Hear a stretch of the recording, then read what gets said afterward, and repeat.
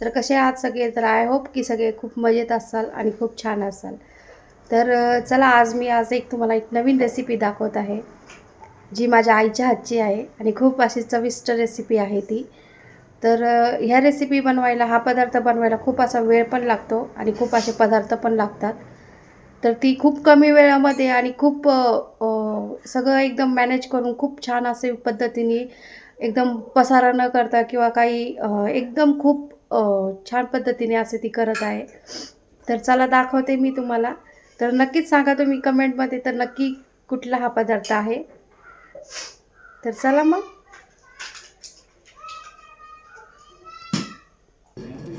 तर इथे असे कांदा चिरून घेतलेला होता, खोबरं किसून घेतलेलं होतं, शेंगदाणे घेतलेले होते, हे पांढरे तीळ आहे, लसूण आहे, लाल मिरच्या आहेत, परत बेसन पीठ आहे, कोथिंबीर आहे, धने आहे, खोबरे आहे. तर एवढे सगळं हे साहित्य हे याच्यामध्ये ह्या पदार्थामध्ये लागत आहे. तर तुम्ही विचार करा की ह्या पदार्थ बनवण्यासाठी एवढं सगळं साहित्य लागतं, तर त्या पदार्थ बनवण्यासाठी किती वेळ लागत असेल.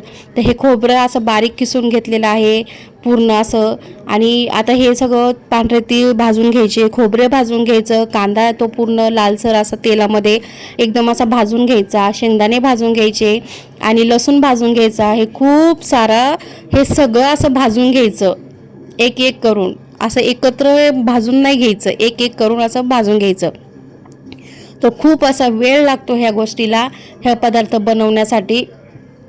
त्यानंतर हे सगळं भाजून घेतल्यावरती हे परत थंड झाल्यावरती एक एक मिक्सरच्या भांड्यामध्ये एक एक टाकून हे बारीक करून घ्यावं लागतं, म्हणजे याचा भुगा करून घ्यावा लागतो.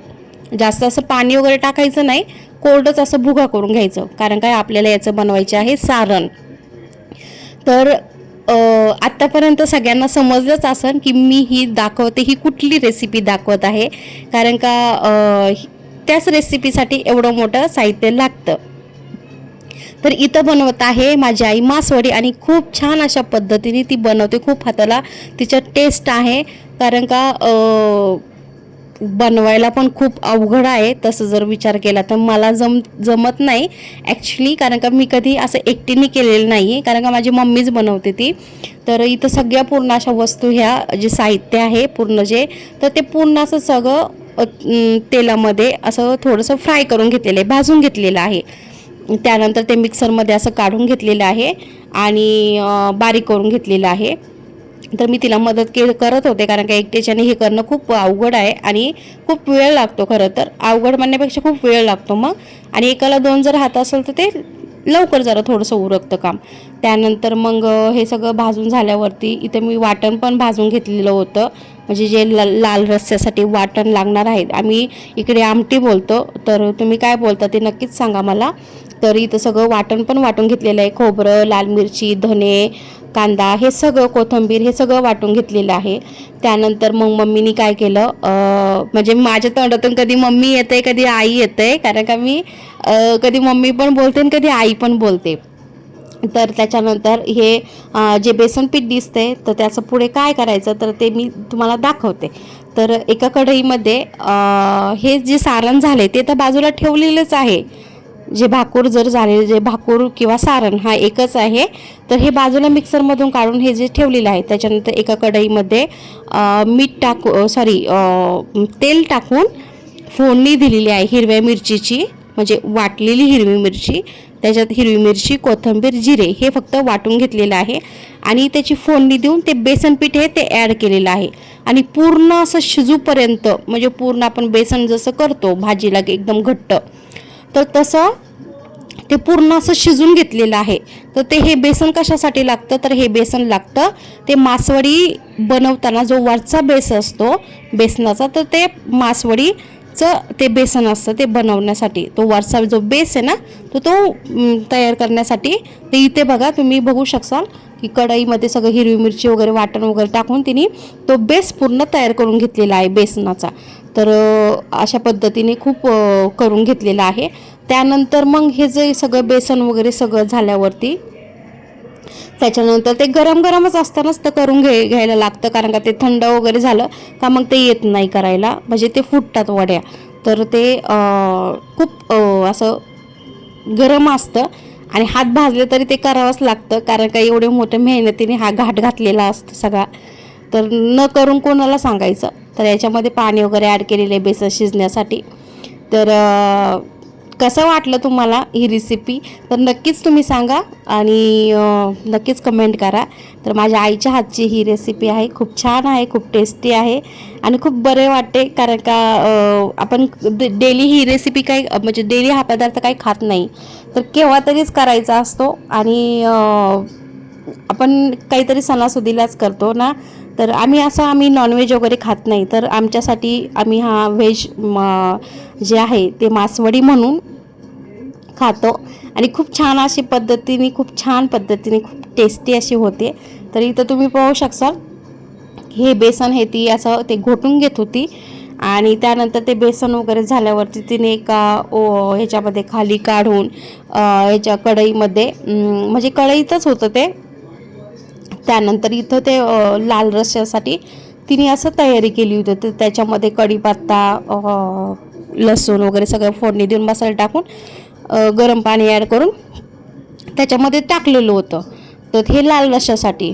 तर खूप छान असं झालं होतं, खूप छान पण वाटतंय. आणि आता इथं तुम्ही पाहू शकता, इथं हे जे सारण आहे ते सगळं मिक्सरमधून जे मगाशी आपण भाजून घेतलेलं होतं, तर ते सगळं मिक्सरमधून मी काढलेलं होतं आणि ही आता ताटामध्ये ती एकजीव करते. तर याच्यामध्ये काय काय आहे, शेंगदाणे आहेत, खोबरे आहे, खोबरं किसून घेतलेलं आहे, लसूण बारीक करून घेतलेलं आहे, तीळ आहे, कोथिंबीर आहे, कांदा आहे, असे भरपूर मसाले याच्यामध्ये ॲड करतात आणि तिखट मिरची वगैरे हे सगळं.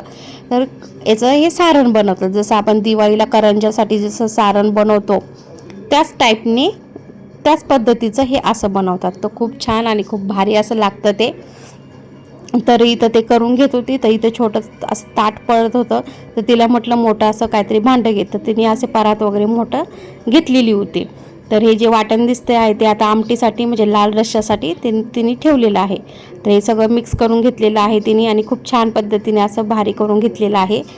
तर दिसायला पण खूप छान वाटते. नंतर तुम्ही पासालच की वडी झाल्यावरती कशी दिसते ती, कारण का काही काही लोक हे वड्या तेलात पण तळून घेतात, पण तेलात खूप छान नाही वाटत, कारण का ते भाकोर वगैरे सगळं ते तेलात वगैरे पडतो. तर मग हे असं उकडलेलं पीठ हे शिजवलेलंच असतं आणि हे काय असं कच्चं वगैरे नसतं, तर ते पुन्हा असं शिजवलेलंच असतं. तर खूप छान वाटतं खरं तर खायला.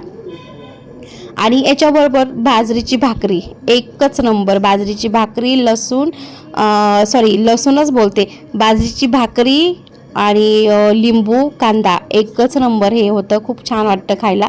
इथं लाल रस्स्याची आई तयारी करत होती. लसूण थोडासा टाकलेला होता, कोथिंबीर टाकलेली होती आणि कढीपत्ता टाकलेला होता फोडणीला आणि लाल तिखट सगळं टाकलेलं होतं, मसाले वगैरे काय काय आहे ते.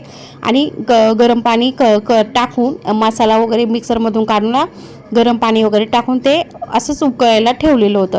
तर तुम्ही बोलसान हे फक्त पाणी आहे, तर याच्यामध्ये लाल रस्सा कुठला आहे किंवा आमटी कुठली आहे, तर हे पाणी नसून त्यानंतर पुढचं जे सांगते तुम्हाला मी, तर पुढं दिसेलच तुम्हाला जे मासवडीचं जे काय आपण मासवडीचं तयारी केलेली त्याच्यामधलं जे भाकूर राहतो किंवा ते वड्यांचं जे साईडचं असतं ते कापून याच्यामध्ये टाकायचं.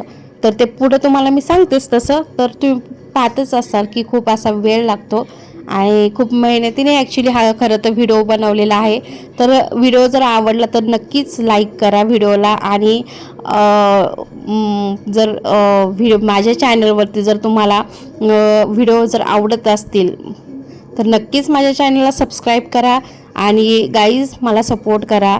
तर तुमच्या एका लाईकने आणि तुमच्या एका कमेंटने तर एखादं जर कुणी ॲप्रिशिएट होत असेल किंवा एक चांगलं बरं वाटत असेल तर तुम्हाला काय असं पैसे वगैरे द्यावा लागत नाही लाईकसाठी, ओके ना. So please guys keep supporting. आणि इथं तुम्ही पाहू शकता जे उपरणं घेतलेलं आहे ते उपरणं पळपोटावरती तिने घेतलेलं आहे आणि हे गरम जे आहे ते मगाशी केलेलं बेसन तर ते तिने असं थापून घेतलेलं आहे.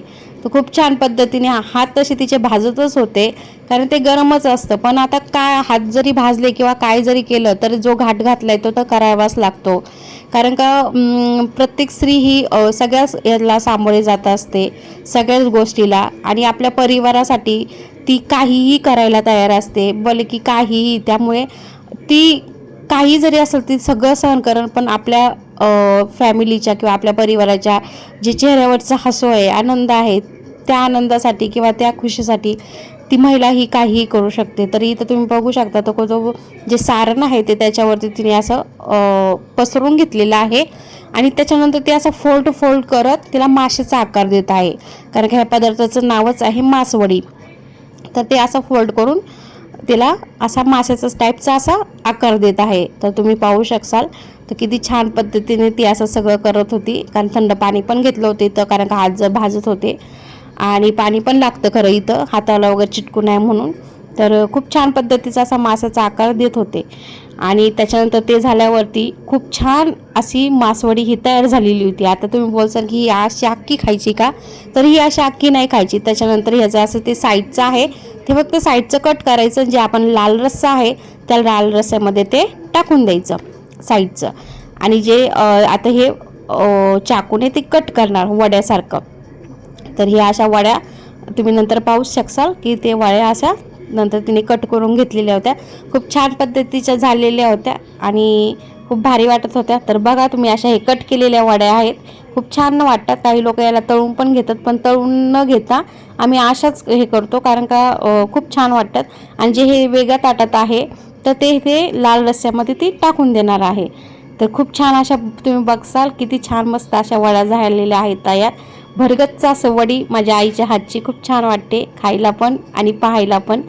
तर नक्कीच सांगा कमेंट करून. आणि इकडे हे लाल रस्सा आपला शिजत आहे, तर तो पण खूप छान भारी असा टेस्टी असा उकळलेला आहे. तर फायनली हे आपल्या मासवड्या अशा तयार झालेल्या होत्या, दिसायला पण खूप छान आणि खायला पण खूप चविष्ट सुंदर अशी वडी झालेली होती. त्याबरोबरच रस्सा होता. तर इथे आईला एक गिफ्ट भेटलेलं होतं.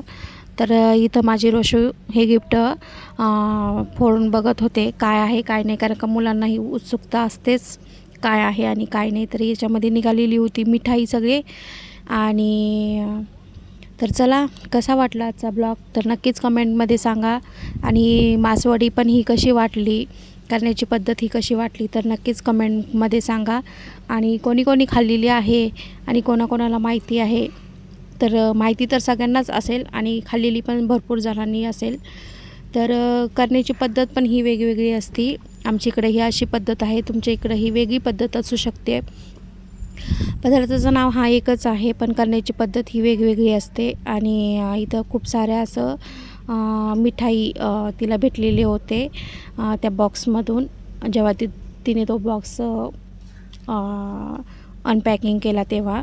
तर खूप सारे असे तिच्या चेहऱ्यावर जो आनंद आहे तो तिला म्हणजे तिला असं वाटत होतं की काय करू आणि काय नको करू. तर लहान मुलांना असते ना उत्सुकता. तर चला भेटू नेक्स्ट ब्लॉगमध्ये, तोपर्यंत बाय.